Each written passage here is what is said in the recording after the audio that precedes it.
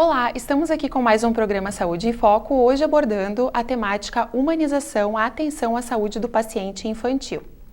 Então, nossas convidadas de hoje são a professora e odontopediatra Alice Souza Pinto e a psicóloga e professora Cristina Cruel. Também estamos contando com a participação dos mestrandos do mestrado profissional em saúde materno-infantil.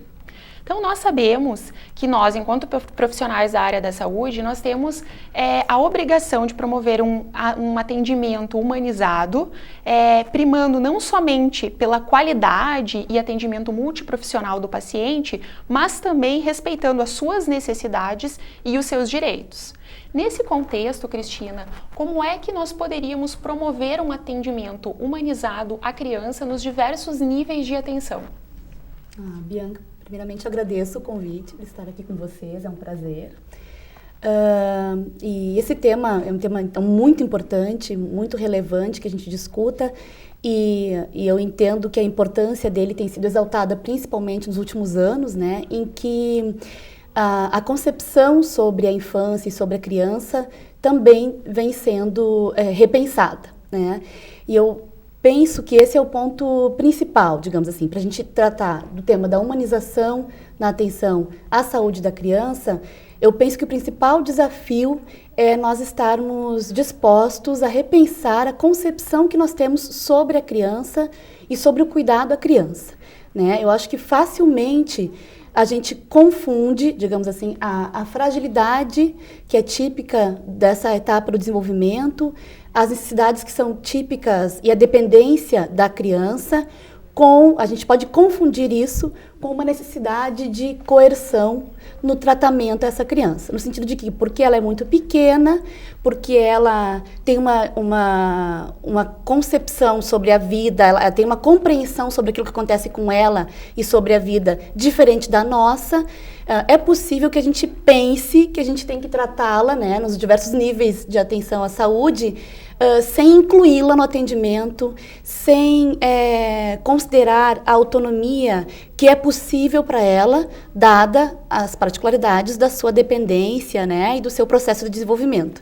Então, eu penso que o principal desafio, em se tratando de todos os processos de atenção à saúde, seja nós revermos a nossa concepção sobre o que, quem é essa criança, o que ela é capaz de compreender sobre o que acontece com ela, com o corpo dela, com as pessoas que estão à sua volta, e dentro dessa nova concepção, então, incluirmos ela no atendimento, o seu discurso, o seu desejo, na medida do possível, né? Acho que a gente vai ainda conversar mais sobre isso, mas essa concepção sobre a criança, eu acho que está no cerne da questão, é o nosso principal desafio, penso eu.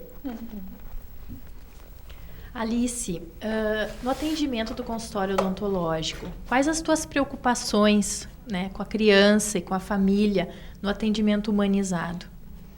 Um prazer estar aqui, muito obrigada, Bianca, novamente pelo convite.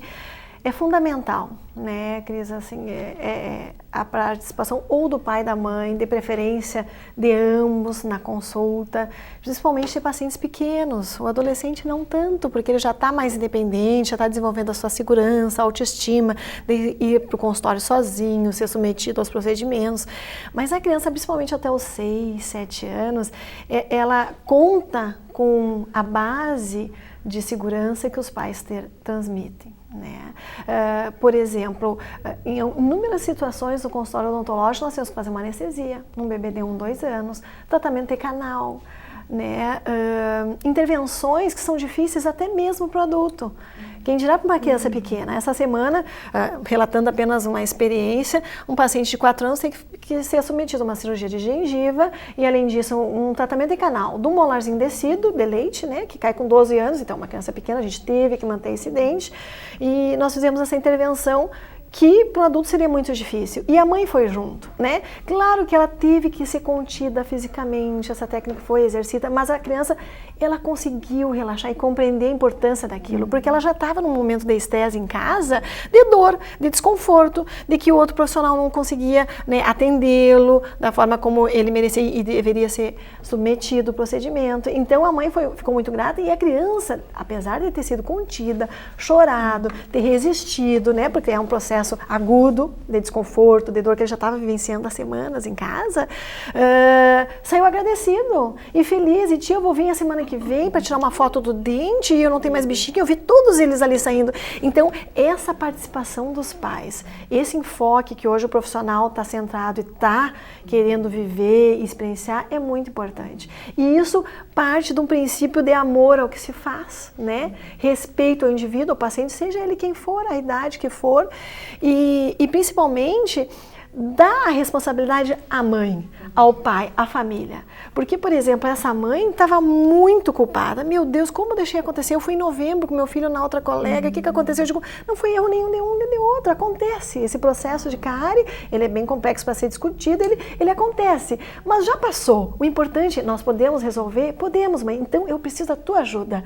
Porque você estando junto, acolhendo o seu filho, o que ela vai entender? Que vai ser resolvido. Aconteceu o dano, nós não vamos deixar repetir novamente, você é capaz, já passou, porque coisa mais maravilhosa na vida é a gente poder resolver os problemas. O que já aconteceu não tem como voltar atrás. Vamos partir a partir de agora, cuidar da higiene, saber como controlar, saber como mudar os hábitos, né? Receber uma orientação adequada. Então não existe culpado, nem o profissional, nem a família, nem a criança, não. É um conjunto de ações que contribuiu para isso e está resolvido. Então o melhor presente do profissional é isso. Apesar de um processo traumatizante, porque a gente sabe que estar nessa situação num profissional, um dentista não é muito agradável, né? Melhor ambiente, mas a criança saiu assim alegre, grata e assim a família também. E a mãe participou, né? Participou, né? Deu segurança para aquela criança dizer, minha mãe me ama, tô aqui, né, com ela tá garantindo, né, que tá tudo bem. E é isso. Ok. Miguel, no ambiente hospitalar, quais os cuidados tu identificas em relação à promoção de um tratamento, de um atendimento humanizado para a criança? Primeiramente, muito obrigado pela oportunidade de estar aqui. Tentar passar para a minha experiência, que a gente trabalha com criança com câncer, criança e adolescente com câncer. No ambiente hospitalar, a gente teria três ambientes distintos, né? O momento da internação hospitalar, da criança com câncer, o momento do tratamento ambulatorial e nesse também o período em que a criança permanece juntamente com a família nas consultas e na realização dos exames. Na internação hospitalar, é um momento muito traumatizante a confirmação do diagnóstico e o período de ficar isolado totalmente do convívio da família, do convívio da localidade de onde essas crianças vêm, porque elas vêm de todas as regiões do nosso estado. Nesse ambiente, a gente tem a oportunidade e a possibilidade de tirar eles do leito, do quarto, onde a gente tem uma salinha de recreações, e nessa salinha de recreações a gente tem uma equipe multiprofissional, né, com atuações diferentes. Então, assim, mudou muito esse perfil nos últimos anos, né? E nessa sala, muitas dessas crianças e acompanhantes chegam e elas têm a oportunidade de ter o primeiro contato com o computador. Então, é nesse momento que acaba tendo uma oportunidade de sair daquele quarto, onde passa por momentos muito estressantes, que as questões dos exames, do tratamento, da punção, que é complicada, né? E elas ficam a maior parte do tempo possível nessa salinha de recreações, tendo acesso às redes sociais, a brinquedos, porque tem crianças e tem adolescentes, crianças muito pequenas e adolescentes. Assim como tem pais e acompanhantes que têm o primeiro contato com o computador.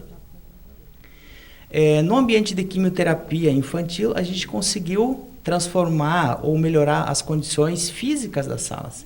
Então, uma das salas foi ornamentada ou feito como se fosse um submarino.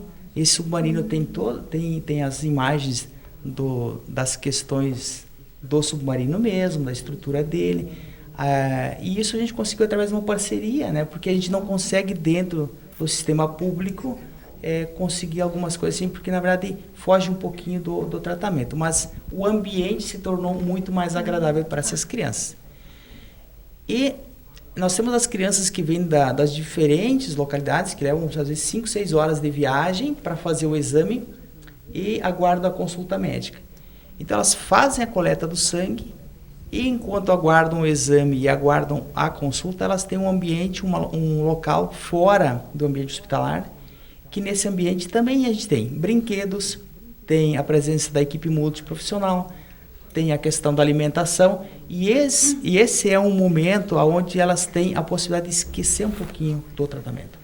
Então, tira um pouquinho o foco da doença e sim passa um pouquinho a melhorar a questão do convívio, da participação com os outros coleguinhas, e não é dentro do ambiente agressivo, hostil, que é o ambiente hospitalar, que é o ambiente dos corredores, que é o ambiente das unidades dos quartos, né?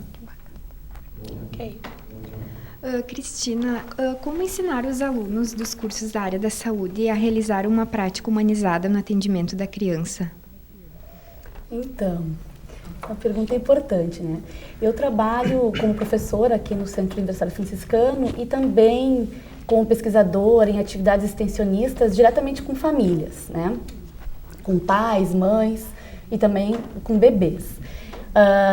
Eu acho que quando a gente traz para os estudantes, né, do curso de graduação e pós-graduação histórias reais dessas famílias, esse é um bom dispositivo de aprendizagem, assim, né? Trazer as histórias que acontecem no cotidiano familiar, tanto aquelas que correspondem ao âmbito da saúde, da atenção em saúde, quanto as do cotidiano mesmo. Mas também tem outros recursos. Um dos aspectos que eu acho bem importantes é que os estudantes possam refletir sobre como eles costumam se relacionar com crianças, né? A nossa experiência pessoal, né, de contato com crianças também diz muito sobre o que a gente pensa sobre as crianças e como a gente vai se aproximar delas quando na atividade profissional, na atenção em saúde.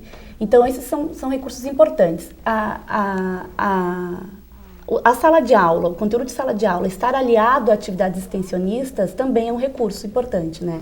A gente, na medida do possível, traz os estudantes da graduação e da pós-graduação para o ambiente onde as coisas acontecem, né? Então, estar no hospital fazendo observação, conversar com profissionais da área da saúde, entender como que eles manejam as situações difíceis, complexas, né? Tanto a Alice quanto o Miguel trouxeram duas situações complexas, né? De odontológica aqui, né, e hospitalar na área do câncer, assim, em que a criança muitas vezes precisa ser submetida a uma intervenção que ela não quer, que nenhum de nós deseja, né, e que é invasiva. Nesses casos, a gente discute muito com os estudantes em sala de aula como que a gente consegue manter o respeito à autonomia da criança, né, compreender o direito dela como sujeito, né, que responde pelo seu corpo e pelo seu desejo e, ao mesmo tempo, realizar aquele procedimento que muitas vezes é necessário, né? Uma das coisas que a gente debate em sala de aula é, por exemplo, diferenciar situações que são urgentes, né, de atendimento daquelas que podem ser postergadas. Tanto num caso quanto no outro, explicar para a criança o que vai acontecer com ela, incluir, ouvir o que ela tem a dizer, ver se ela entendeu o procedimento sobre o qual ela vai passar e ser muito franco e sincero com a criança numa linguagem acessível a ela é muito importante em qualquer um dos casos. Quando o procedimento é necessário emergencialmente, muitas vezes o uso da força se torna necessário como medida protetiva, né? Em sala de aula a gente estuda muito comunicação não violenta, cuidado não coercitivo à criança, né? Que é um tipo de cuidado que se estabelece no meio familiar, mas também nos espaços de saúde e nas escolas e em tantos outros. Então a gente, na medida do possível, respeita o desejo da criança, explica para ela, né, o que tem que ser feito, como vai ser feito, escuta o que ela tem a dizer. O Miguel já me contou histórias bem interessantes lá do hospital, do quanto eles procuram respeitar a criança, o tempo dela, os recursos que ela própria tem para se acalmar, para se tranquilizar, porque cada criança tem a sua história, né? Ela tem 2, 3, 4 ou 5 anos, mas ela tem uma história, ela tem recursos pessoais importantes que devem ser considerados. Então a gente discute em sala de aula casos reais, né? Propõe que os alunos se aproximem dos espaços de extensão, que frequentem esses espaços habituais onde a criança está inserida, né? E também procura trabalhar as concepções que os próprios alunos têm sobre as crianças, né? Muitas vezes o espaço de sala de aula é um espaço transformador dessa concepção, assim, né? Os estudantes relatam isso. Ah, professora, a gente iniciou essa disciplina, eu iniciei pensando de um jeito e agora eu já tenho novos recursos para lidar com as crianças em diferentes situações e recursos que são mais respeitosos, que é esse o nosso objetivo. Eu acho que a gente está avançando, né? Ainda tem um bom percurso pela frente, mas a gente avança nesse sentido. E como é importante essa abordagem, lidar com os pais, né? Transmitir segurança e confiança a eles. Isso. Porque assim como a criança tem experiência, uma vivência, os pais têm mais ainda. Então tem os seus traumas, os seus medos, as angústias. E a gente vê que em frente a uma situação em que nós temos que tratar o paciente naquele momento, porque é uma urgência, existe dor, existe infecção, existe um risco para o organismo, né? Tem que ser feito algum procedimento. É os pais que a gente tem que alcançar, a confiança deles, a autoestima deles, porque eu já recebi pacientes que os outros colegas não conseguiram atender, não por incapacidade, mas os pais não conseguiram ter confiança. Doutora, queria segurar a conta, veja bem, é pro bem do seu filho. Há quanto tempo ela não dorme, quanto tempo a criança não come, não tem uma vida saudável, não vai para a escola, porque dói na escola, chora, toma antibiótico há meses. Isso não é uma coisa saudável, é anti-inflamatório, quer dizer que outro dano para o organismo está se somando ali. Mãe, eu lhe garanto que a partir desse atendimento as coisas vão mudar, mas é necessário porque você ama o fulano e ele vai entender que porque por amor você está fazendo isso, assim como nós temos que conter às vezes uma vacina, para um procedimento médico, algum outro atendimento e até dizer para a criança, não é possível fazer isso agora como forma de educação, de contato direto. Isso é importante porque é uma aposta que tu como profissional faz no vínculo que essa criança tem com os pais dela. Isso. A gente sempre discute isso, né? Por mais que a criança faça um bom vínculo com o profissional, aquilo que ela tem de confiança, de relação vincular com os seus pais, não vai ser superado pela confiança que ela tem num profissional. Então, essa aposta, né, no vínculo que a criança tem com seus pais é fundamental. E é incrível a gente ver a evolução da criança na outra consulta. Porque muitas vezes, no primeiro procedimento, a gente contém, e é uma consulta traumatizante, deu 1 hora e meia, difícil para o pai, a gente conversando, mãe, tá tudo certo, é isso, tem 3 anos de idade, é da idade, não se preocupe, não vai haver trauma, não vai ter pavor do dentista, não vai querer sair correndo da tia Alice depois, vai passar, vai ver que os atendimentos não são todos iguais dessa forma, né? Então, vai ser superado. E aí a gente vai conseguir, né, uma evolução no contexto geral de família e também no atendimento profissional, né? Então a gente percebe a importância, né, dessa dimensão humana, né, de considerar essa dimensão humana do paciente e nesse contexto a importância do dentista saber se relacionar, não só o dentista, né, o cirurgião dentista, mas todos os profissionais da saúde saberem se relacionar com a criança e com a família. E aí nesse sentido, Fernanda, o que tu me diria? Será que é importante que seja um aprimoramento em relação às habilidades de comunicação por parte do profissional da saúde facilitaria o estabelecimento de uma melhor relação com o paciente e com o núcleo familiar? Bom, muito obrigada, né, Bianca? Assim, sempre um prazer estar aqui, podendo conversar sobre assuntos que estão gritantes, na verdade, sempre foram, né? Mas eu acho que está se tendo já um olhar diferenciado para isso, né? A Cris, né, trouxe essa questão e eu fiquei escutando a Alice falar, o Miguel, né? Na verdade, a gente tem um fio condutor de tudo isso que foi trazido agora, tem um fio condutor que é a comunicação. Né? E o que envolve a comunicação se a gente sair um pouco do senso comum, na verdade? E daí eu acho que é aí que estão as habilidades que a gente pode aprofundar. De poder entender que essa criança, como um ser humano que precisa ter um lugar, um lugar que ela possa ser olhada na sua singularidade. Então, existem diversos fatores que muitas vezes não são levados em conta. Nem pela família e às vezes nem pelo profissional. E não por mal, mas por uma desinformação e por algo que às vezes talvez não passou pela vida deles, não deu aquele insight, né? E que eu acho que é o nosso papel, é o papel do programa também, né? Da gente poder dar visibilidade para isso. Então, assim, eu acho que dos aprofundamentos que a gente tinha que fazer é qual necessidade da criança em cada fase do desenvolvimento. Né? Então, assim, que fase ela está e qual necessidade que ela tem. Por quê? Porque se, por exemplo, uma criança de 3 anos, ela vai fazer birra. E aí, lançar mão de algumas técnicas que talvez não sejam necessárias. Então, eu penso que isso pode ser comunicado, né, antes. né, nas entrevistas iniciais. Então, nesse primeiro contato, de poder fazer, de ter uma compreensão, essa família se tranquilizar, porque um adulto tranquilo, ele sim vai deixar uma criança tranquila. Agora, um adulto, não basta ser um adulto se ele estiver nervoso. Não vai ajudar e só vai complicar mais o procedimento. Então, isso facilitaria, com certeza, o vínculo profissional-paciente se essa comunicação pudesse fluir de uma maneira que todas as partes estivessem envolvidas naquele processo, inclusive para a criança. E aí, como a criança... levando em conta a idade que ela está, a fase do desenvolvimento emocional e psicossexual dela, quais necessidades são, de poder, muitas vezes, trazer já o lúdico aí, nessa comunicação, de como que vai ser o procedimento, por exemplo. Né? Então, isso talvez, a gente às vezes não evita algumas situações, porque às vezes elas chegam numa urgência já muito grande, né? Mas o que a gente está... E daí entra na questão protetiva, né, Cris? Bom, então é para proteger. Então, o adulto, parte do pressuposto que o adulto vai me passar essa confiança, por ele saber. Né? Então, acho que esse fio condutor a gente nunca pode esquecer, o da comunicação.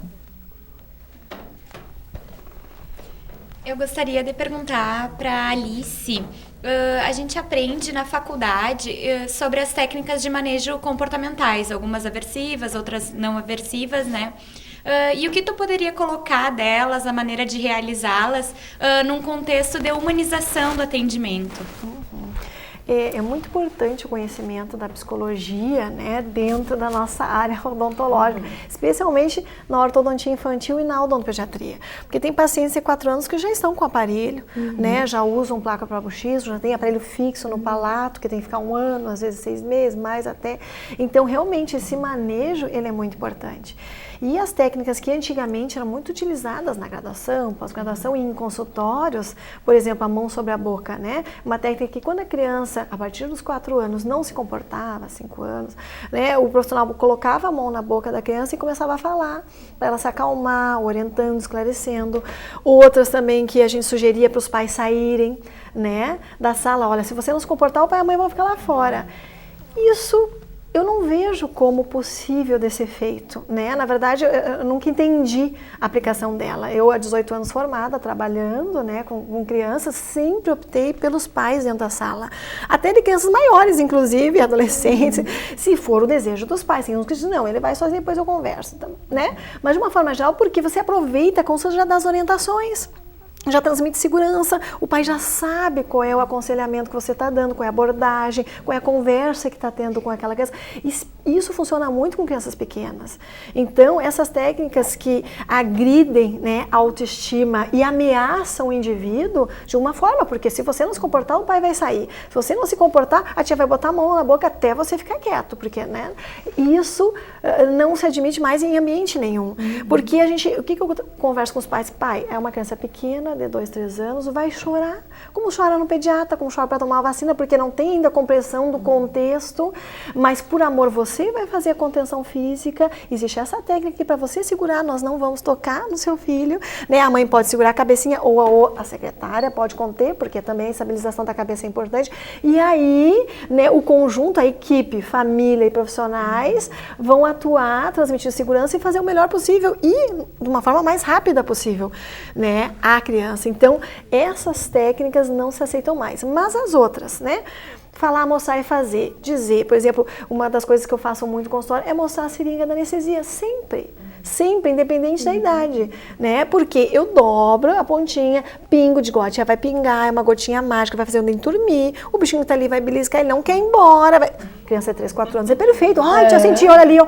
Claro, ele quer continuar comendo arroz, feijão, a massinha, o doce que tu come. Ele quer ficar na tua boca, ele não quer ir embora. Veja só, mas ele tá começando a dormir, olha como já tá passando.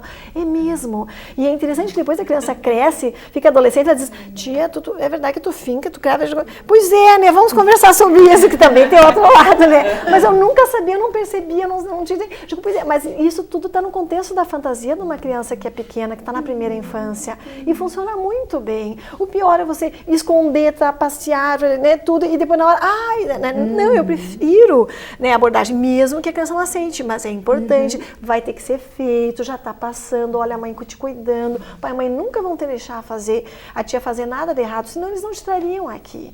Então, tudo isso, né, faz parte de uma abordagem da psicologia que envolve o quê? O conforto daquele indivíduo, fazer o melhor possível, mesmo não sendo agradável, mas tentar, né, acolher e transmitir segurança para os pais, porque eles que depois vão para casa e dizem, viu que foi legal, olha só como tá bonito o sorriso, olha o teu dentinho branquinho, não tem mais aquele bichinho mais, né? Então, dar sequência desse acolhimento também na residência, no ambiente que a criança for depois dali. E uma técnica também importante que a gente usa muito no consultório é a modelagem. Uma criança ver a outra ser atendida. Esse, o exemplo é fundamental. Então, ela vê, às vezes, uma criança da mesma idade, sentada na cadeira odontológica, escovando o dentinho ou até fazendo algum procedimento restaurador, e ela vê que é tranquilo. Então, ela também quer sentar na cadeira, ela também quer escovar o dente. Claro que quando não é um procedimento de urgência. Isso tem que ser bem separado. Isso. Muitas vezes tu precisa fazer naquela hora porque a criança está com dor. E outra coisa importante é o controle dessa dor, né? Como tu falaste, a anestesia, ela não sente dor ao ser anestesiada e ela tem uma confiança no profissional. E a partir daí, tu consegues realizar todos os procedimentos que tu quer e não precisa usar essas técnicas, né, que se usavam antigamente, mais agressivas. Então, isso é importante. Quase que uma conquista. Cris, eu fiquei pensando enquanto estava falando, quando a Alice estava falando também, que eu vejo também uma preocupação dos profissionais com relação à adaptação da linguagem para que a criança compreenda, né? Então, a gente sabe que as crianças pequenas, em idade pré-escolar, até os 6 anos principalmente, ela pode ter uma dificuldade para compreender se a gente for explicar aquele procedimento numa linguagem técnica. Porém, ela tem uma grande capacidade simbólica.